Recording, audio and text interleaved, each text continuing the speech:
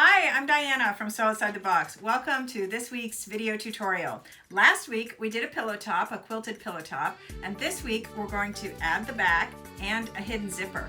Let's get sewing.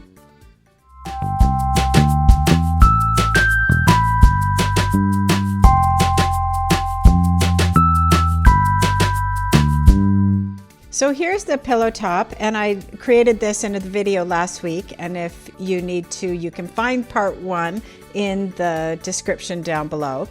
This week we're going to finish the project off by adding a back and a zipper. Okay, so this is my backing piece, and I've already cut it into 2 pieces, but I started with one large piece of fabric that I cut the same size as my pillow top. And you can see that I still haven't squared up my pillow top block, so the back piece will actually end up being just a little bit wider and taller than the pillow top. And here I was practicing my free motion quilting, so I did that to the whole piece after I fused it, and then I cut it in half. And if you're practicing free motion quilting, to do it on a busy print is perfect. And then the next thing I did was I cut a piece of fabric that's as long as the backing piece and 4 inches wide. And then I folded it in half and I took it to the iron and I gave it a good press.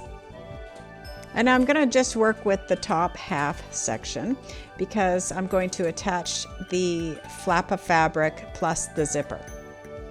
And I'm just using a zipper that I had on hand, and it's quite a bit longer, but I'm going to just trim it down. But if you have a zipper that's only 1 or 2 inches longer than the width of your pillow back, that's going to work too. All right, I have my little flap raw edges lined up with the top of the edge. Flip over your zipper so that the zipper pull is facing down. And I'm going to use my clips to clip it all together, and then I'm going to take it to the machine and sew straight across.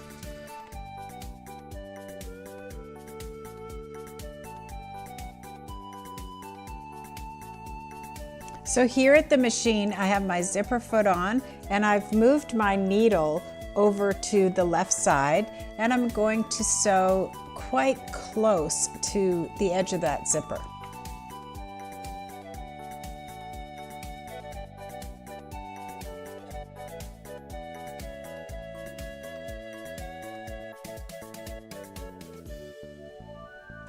Okay, so one thing I always do when I sew the zipper is I open and close it after every line that I sew. There's nothing worse than finding out something went wrong after you've already sewn the entire zipper in. And yep, that looks good. Opens. Okay, and now I'm going to finger press it all away from that main edge of the pillow back, and I'm actually going to take it to my ironing board and give it a proper press, and then when I come back I'll be ready to put a little top stitch on there.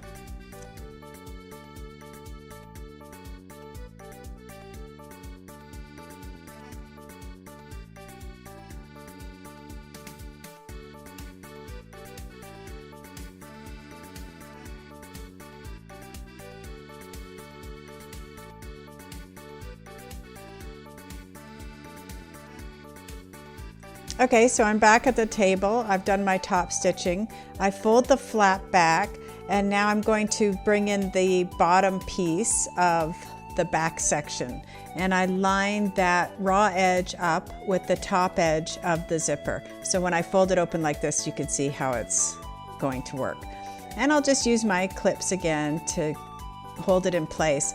But what I really want to do is just make sure those sides are nice and lined up and everything looks good.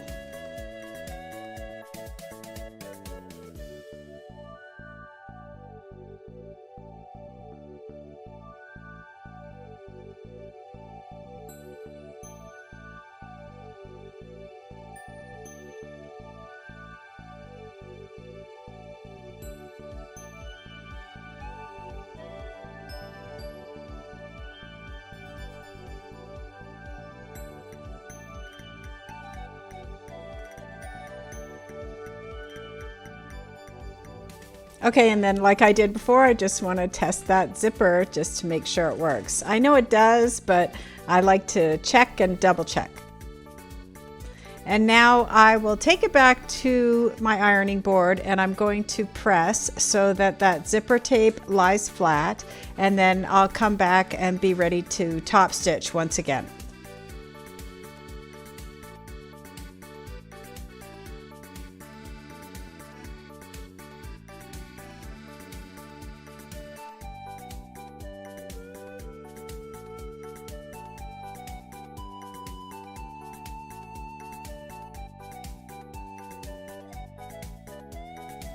Okay, I'm back at the table and the pillow back is complete. My zipper works perfectly and everything's lined up.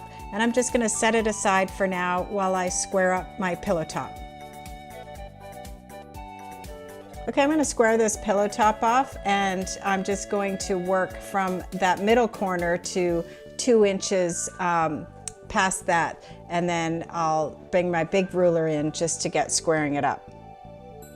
Okay, so I put my ruler so that the 2-inch mark on my ruler is lined up with that inside square where the dark blue line starts. And then I'm going to use my rotary cutter to cut along the side.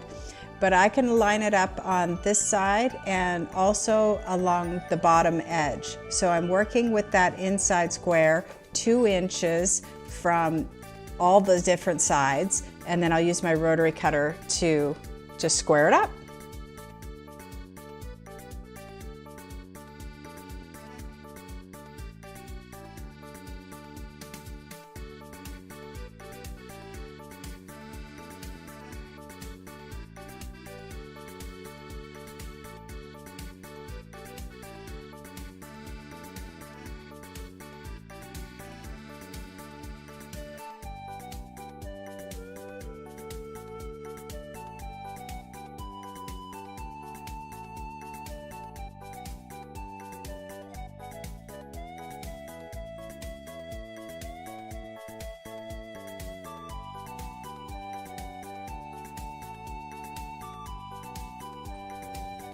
Okay, so I've placed my pillow top right side down on top of my zipper, and I do have a little space around, not as much as I did before because I had a little mistake, but I've opened up my zipper, and that's crucial at this point because we need to be able to turn the pillowcase right side out.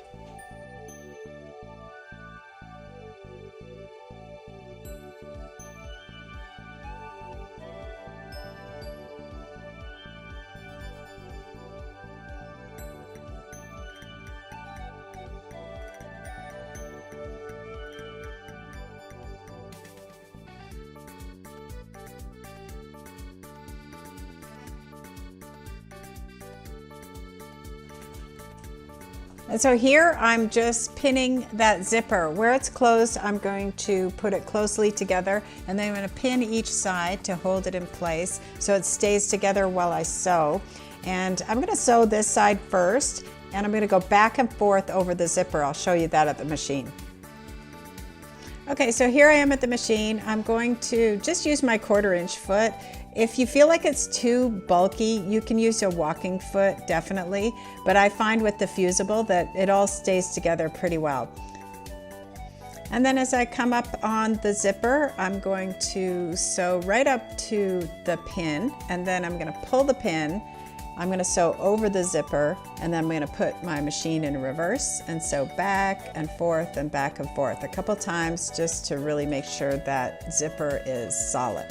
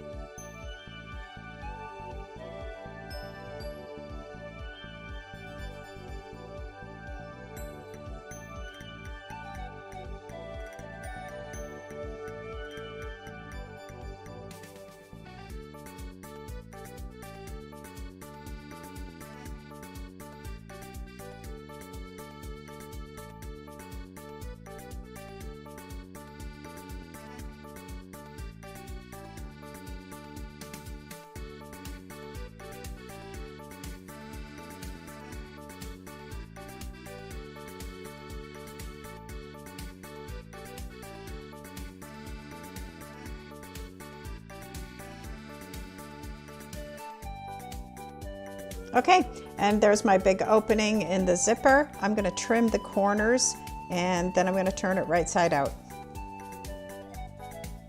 I'm not going to trim the seam allowance down. It's at 1/4 inch. You could take it down to 1/8 if you like, but I'm going to leave it at 1/4 inch. I think it's fine.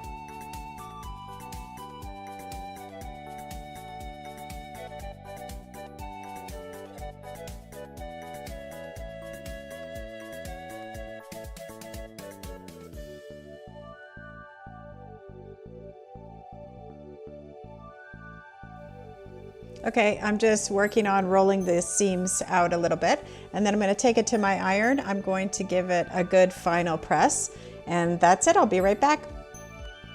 Okay, here it is. It's totally finished, and you can see it was really fast, really easy, and there's a bit of an addictive quality to it. So I think you'll have fun making everything into a pillow.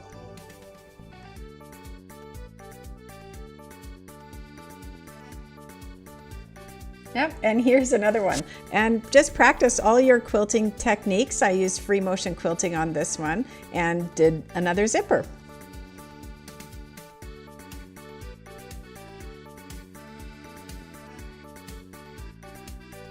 Okay, that's it everyone. Thanks for watching. Remember to like and subscribe and come back next week for another great sewing video.